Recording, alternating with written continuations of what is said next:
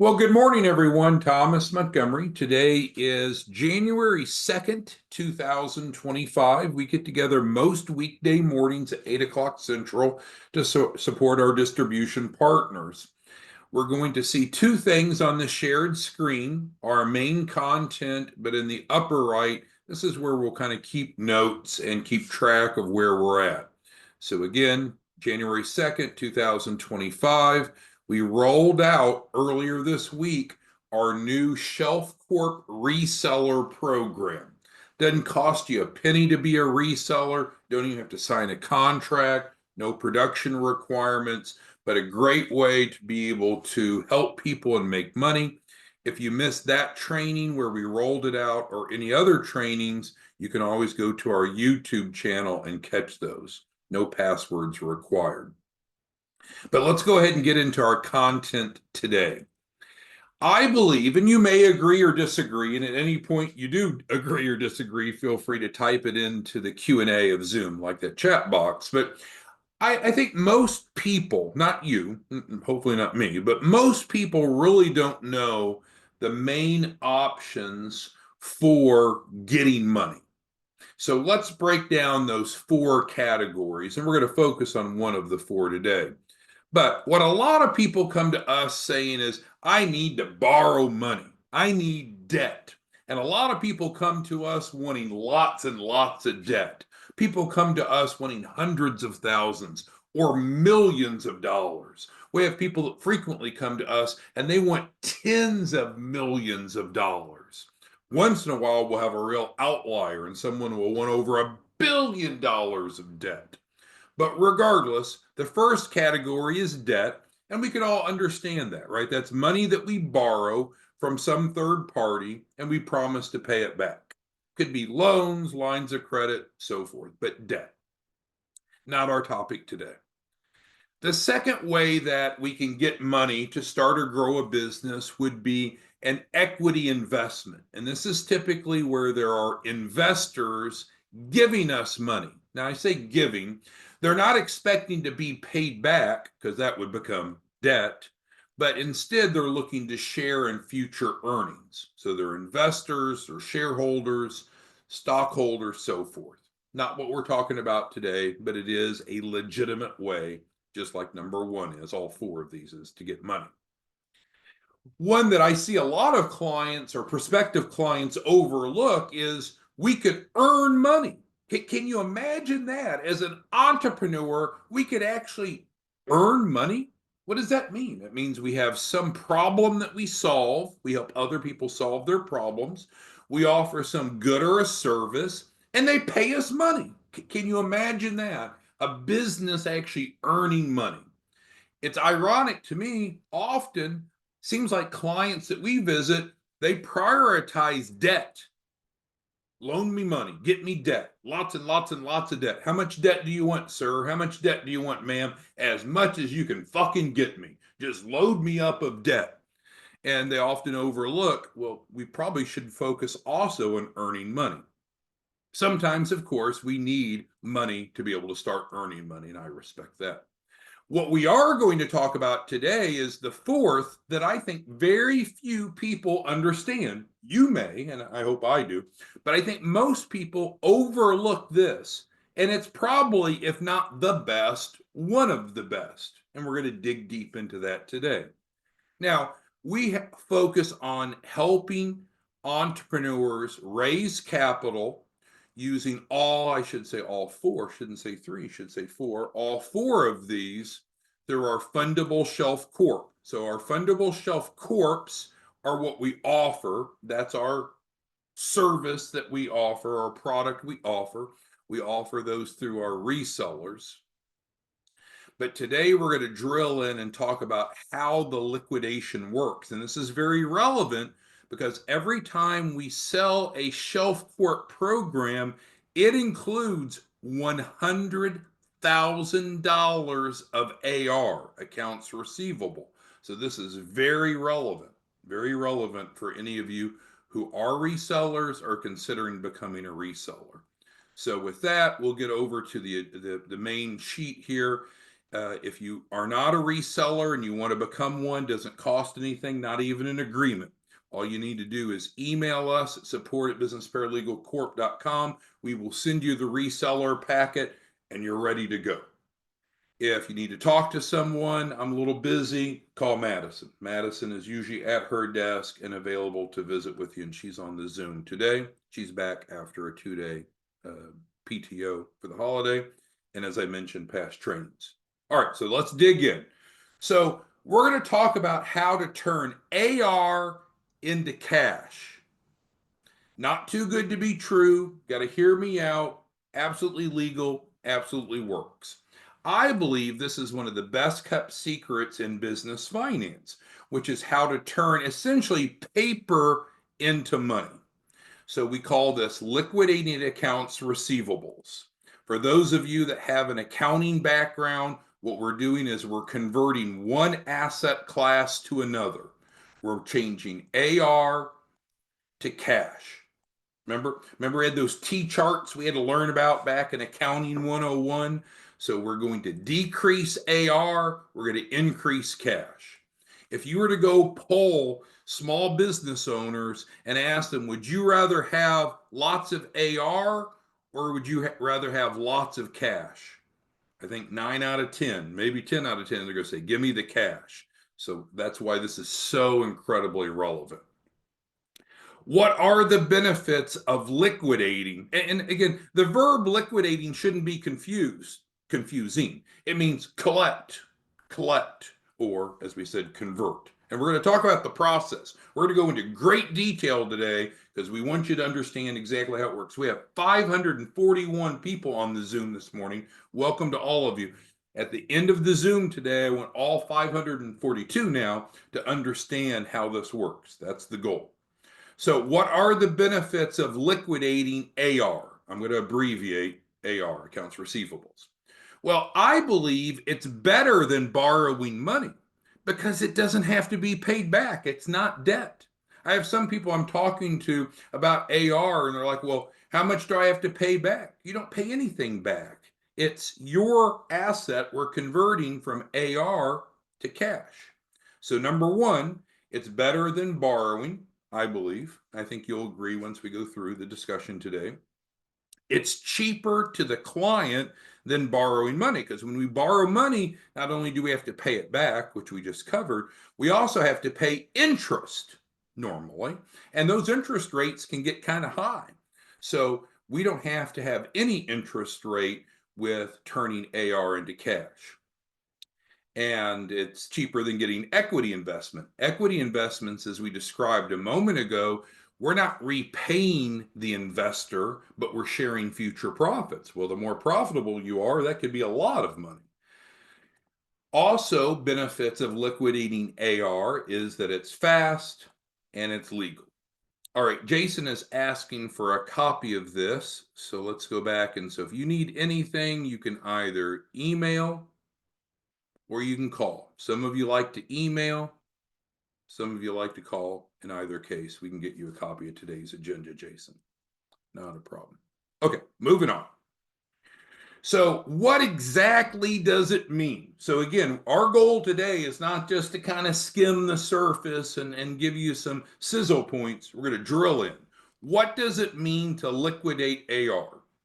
So each time a client purchases a fundable shelf corp, so that's the deliverable, who sells that? Our resellers. We just rolled out our reseller program. Many of you have signed up. If you'd like to be a reseller, you email us and we'll get you the packet. No cost, no contract. So when a fundable shelf corp program is sold to a client, they automatically receive $100,000 of accounts receivable, real receivables, real, not wink, wink. We're not going to do anything that just sounds good that's not legitimate because that could be considered fraudulent, especially if what we're trying to do is get funding or investor money and we're misrepresenting. So we're not going to misrepresent. So when we say that we transfer 100,000 of AR, that's exactly what happens. So let's go through kind of the process, if you will. So normally within 24 hours of someone buying a shelf corp, we are transferring the 100,000 of AR.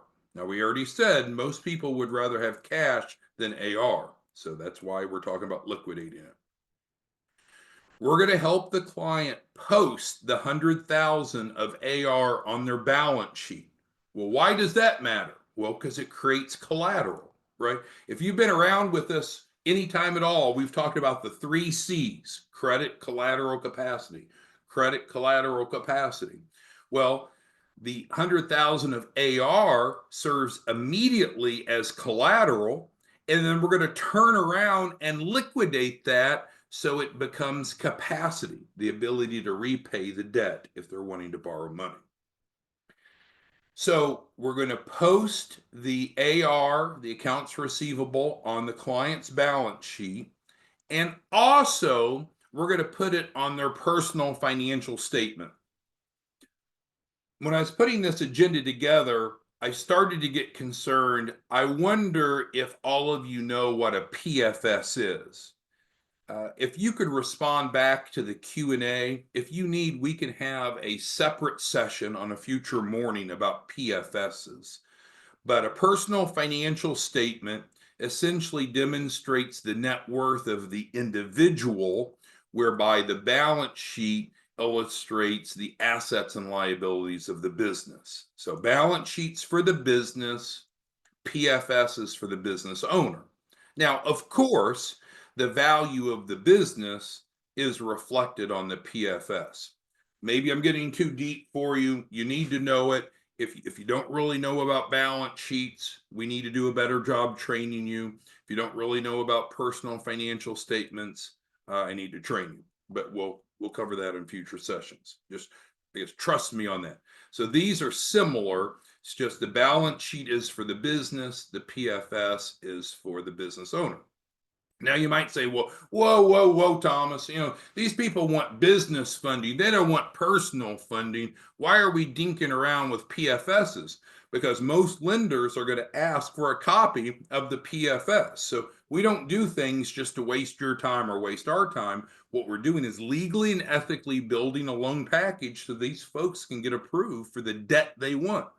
Now, they don't have to get debt. We could just liquidate AR, which we're going to talk more about. But if they want debt, we need to build a loan package that includes both a balance sheet and a PFS.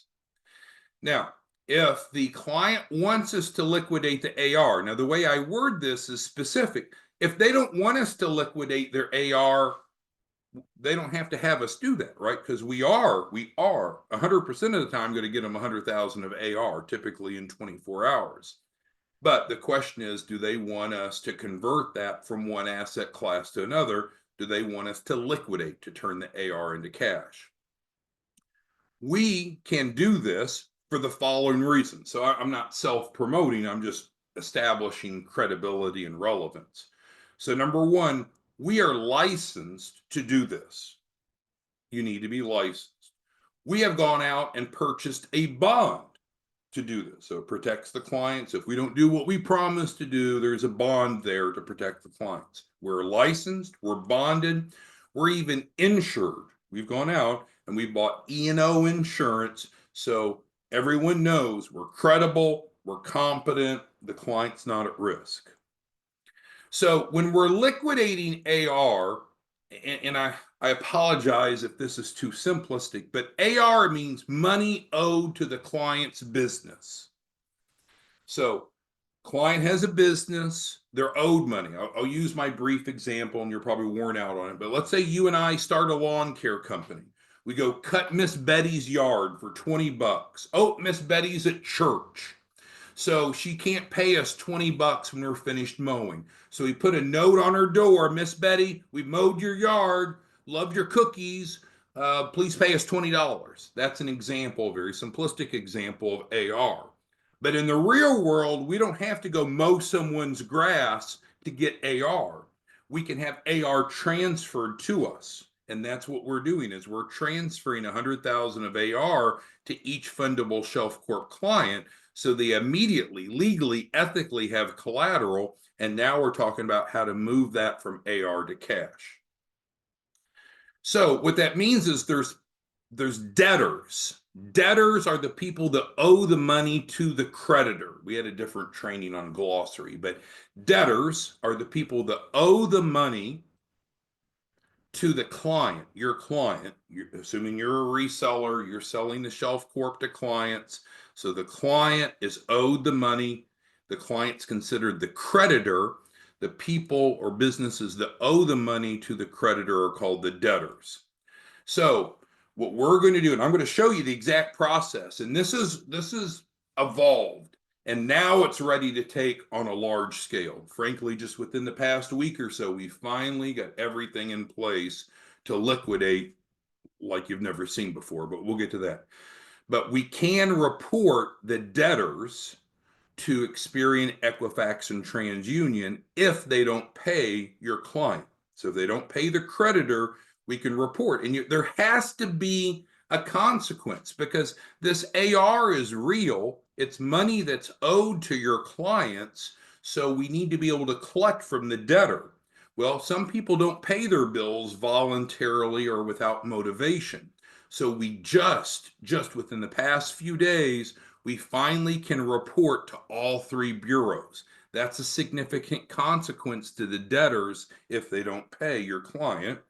We can also sue them, litigate. And what's really exciting, now you may find this the most controversial, and everything we're going to do is legal. We can actually, in some cases, have the debtors arrested. Now you might say, "Oh, that there's no debtor's prison. You can't go to jail for owing money."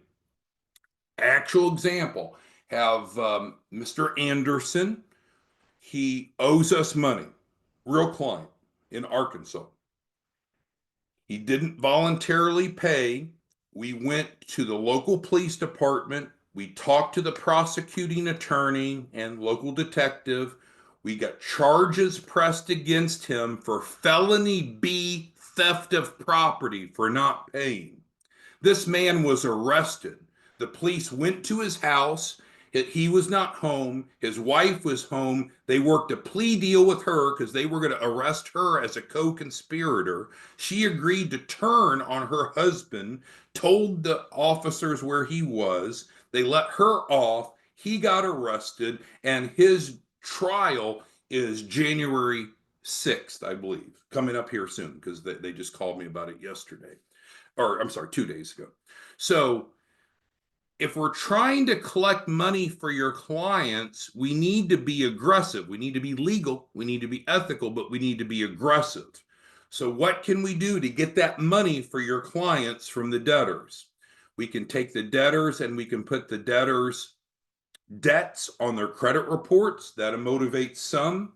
They're not going to be able to dispute those debts off. The way that we do it, they can't hire some jackass credit repair company and go get those items off. They will not come off. So when they try to go buy a house or buy a car or get a job or get an apartment, it will be on there. People think, oh, I can use some advanced credit repair and get any derogatory off. Not unless they do it illegally. And guess what? If they do it illegally, we're going to go press charges for theft of debt. So we can motivate them to pay. All we want them to do is pay your client, right? We don't want to be mean. They owe the money. Miss Betty owes us $20 for mowing her fucking yard, right? There's no question. Look out there. The yard's pristine, right? We got those little stripes going diagonal. Miss Betty owes us, right? So if Miss Betty doesn't pay, we're going to put it on her credit after we ask her nicely to pay. If she doesn't pay, it's going to go on her credit. If she still doesn't pay, we're going to sue Miss Betty. We're going to drag her old butt to court. And if Miss Betty messes around and does anything that's inappropriate, we're going to press charges for theft of property. So this is legal, it's ethical, it's aggressive. You care about this because you want your clients to get their 100,000, right? You want them to get the money. All right, so let's break down a little bit more detail of how the process goes step by step. If you have any questions, comments, concerns, you ask the question. So we're going to transfer the 100,000 of AR to each client automatically, and that's free when they get a fundable shelf corp. Now, if they want more than 100,000, we can get them more than 100,000, but 100,000 comes free with a shelf corp. So if they want us to liquidate, they need to sign a form that gives us permission to do it because it's their asset. Like if you wanted us to go sell real estate, which we're not licensed to do, but if you wanted us to go sell real estate, you'd have to give the realtor authority to do that because it's the client's asset. We have to have permission to go collect the money for the client. If they want us to do that, they sign an assignment form.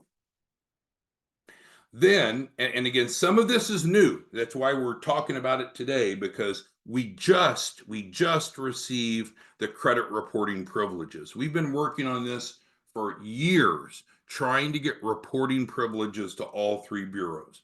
We have it. It's live. So with that being said, then we're going to send a demand letter to the debtor, because all we want the debtor to do is to pay your client, right? We don't want any grief. We don't want any drama. Miss Betty owes us for mowing her fucking yard. Miss Betty, you need to pay the $20, right? These debtors owe your client, and we're just simply asking them to pay nicely. Here's a demand letter. You need to pay. If you don't pay, bad things are going to happen legally and ethically. No crazy threats. Don't take it that way. In many cases, that'll be sent certified mail, but not in all cases. It depends by state. We have to follow the Fair Credit Reporting Act. We have to follow the new Regulation F. Different states have different requirements. We're now licensed in all 50 states to report all three bureaus for these debtors.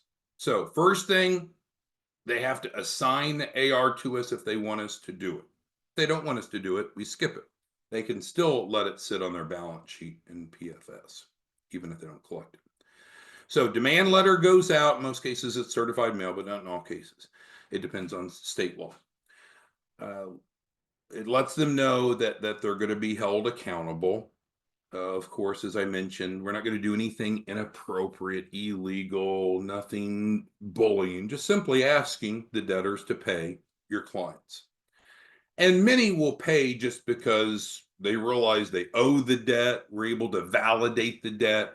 What you may know is if you've been involved in credit repair, the great trick of getting derogatories off your credit report is you seek a validation. So you respond back to the collection agency or the debtor and say, hey, this is not mine, validate the debt. Well, guess what? 100% of the time we can validate it. We have signed contracts for this AR. 100% of the time we're going to validate it. And as long as we validate it, it will continue to report, and it'll report and report and report. So this often just getting the demand letter out to the debtors often will generate payment. Not always, but often. What happens if they don't pay? Because what's the goal? The goal is to get your clients the money that they are owed. The Miss Bettys that owe them, we need to get the money for the client. We're focused on serving your client. So if they don't pay after the demand letter, it will go on their credit reports. It will go on their credit reports. It will go on their credit reports. If they still don't pay after it goes on their credit reports, we will litigate against them. So we're changing the order. We're going to call this our Liquidation 3.0 because frankly, it's evolved over time. And we had some aspects that worked well and some that didn't work so well before. This is incredibly effective. So this is the process. First, we want to ask them to pay. If they don't pay, it's going to go on their credit report. If they still don't pay, it'll stay on their credit report, but then we're going to sue them. We're going to litigate against them. And then if they still don't pay, then that's where we do the Mr. Anderson example of trying to have them prosecuted criminally for theft of property. And that's a felony. That's a felony. Because Stealing is wrong. And that's essentially, if Miss Betty doesn't pay you and I for cutting her yard, she's stealing. We went and did the work. She promised to pay us the $20. She didn't do it. Miss Betty needs to pay us, right? So that's the process. Who has questions on any of this? I know it's aggressive, but it's all about your client. It's all about your client getting the money that they deserve. When they buy a fundable shelf quote from you, they're getting a lot of things. You know, they're getting the business plan, the EIN, and financials, and all of that stuff. But they're also getting 100,000. And I want to make sure you see how effective and powerful it is to liquidate that AR so your client's sitting on cash. Sitting on cash. We have some people that are buying shelf corps just to get the AR. They don't really even care about the rest. We have a few people that have bought shelf corps. They've peeled off the AR for themselves, and then they resold the rest of the shelf. Lots of things you could do. Okay, so what makes our litigation process different, or liquidation, not litigation, liquidation so successful, so different? Well, we now can report to all three bureaus. Again, this has been a long road to get there. We can report positive trade lines. We can add positive trade lines. We can report negative credit. Took us a long time to get here. I apologize. Some of you have been through this journey with us, but it's live now. It's live. It's live. Thank goodness. Okay, next, we have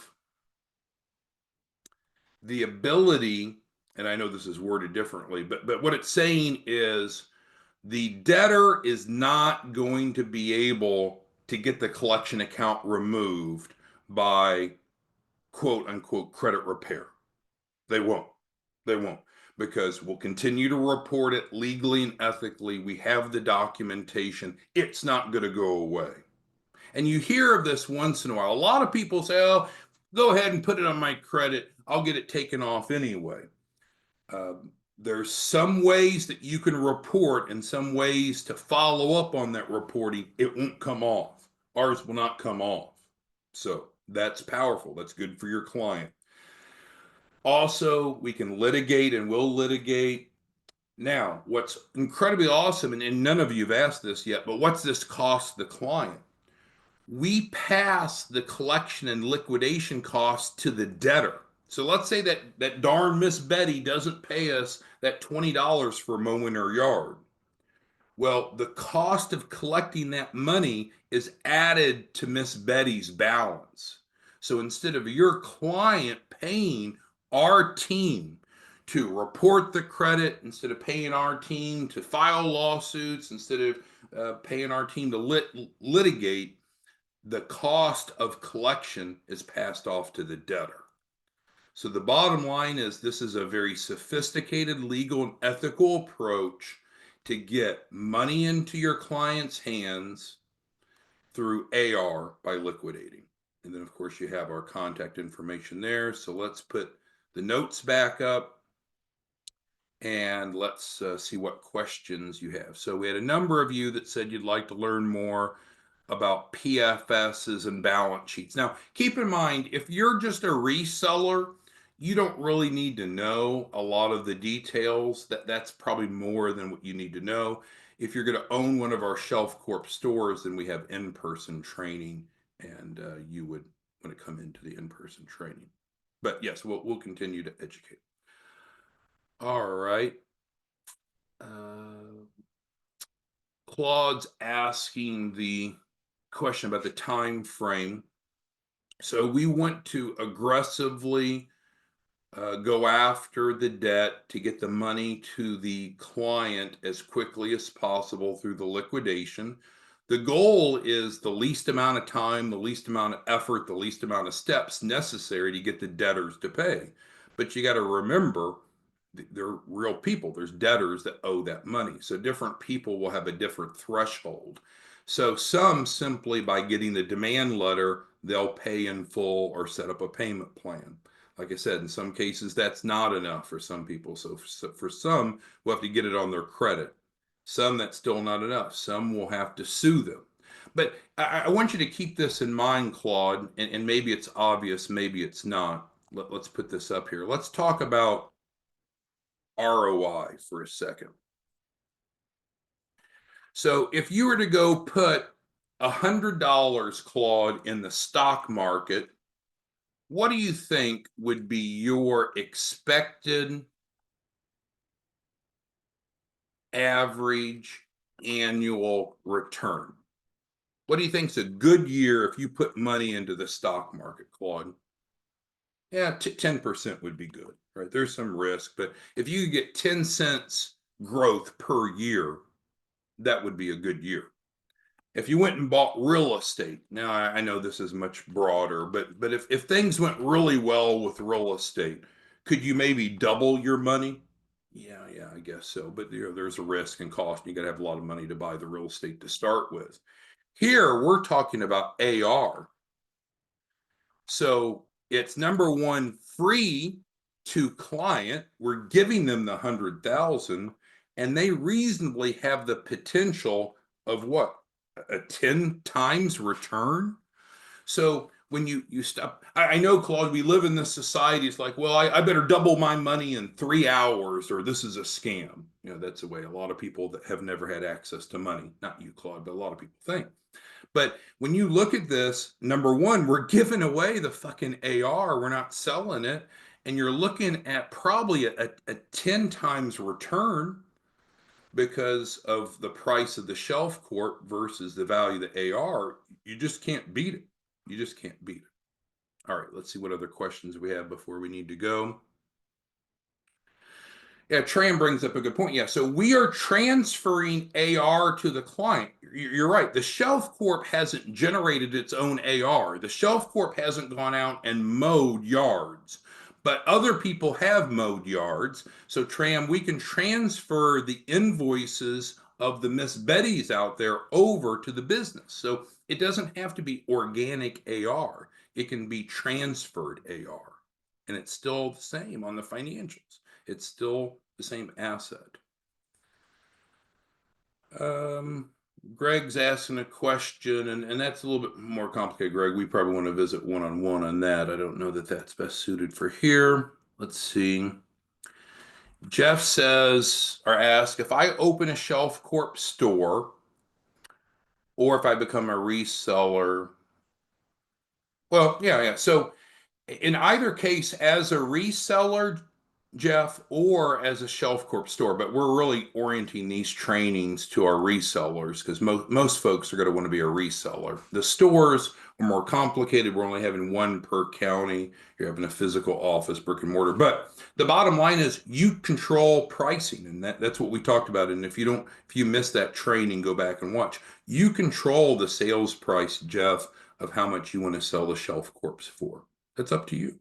You can charge a little, you can charge a lot. Claude asked how long to go on the credit report. Okay, so we have to follow laws. So none of this can be done illegally. We won't do it illegally. So according to the Fair Credit Reporting Act, we have to send a demand letter to the debtor, and we have to give them 35 days to respond before we can put it on their credit. So that's the answer. That's yeah, and I know some of you will want to have a lot of technical detail answers, but that is the answer. All right, well, we've ran a bit long, so we'll be back tomorrow. You can call Madison if you have questions. I encourage you to become a reseller, right? Cost you nothing. There's no production requirements, not even a contract to sign. Just email us, support@businessparalegals.com. Let us know you want to be a reseller. We'll send you the reseller packet. No financial commitment on your part at all. We'll have you set up today, same day, to start selling. You can start making money. And then one element of the value proposition of the Shelf Corp, it's not the primary value. What we're primarily providing them is a fundable business, right? So they can go get the debt that they want. But in addition to that, I want to make sure that you know that this AR, it's real. And as of 2025, we have a new, advanced, aggressive approach to collecting that's legal, it's ethical, and yes, it can put their butt in jail. Ask Mr. Anderson, going to court this month for theft, felony B. All right. Thanks, everybody. Let us know if there's anything we can help you with. We'll see you back tomorrow morning. Bye-bye.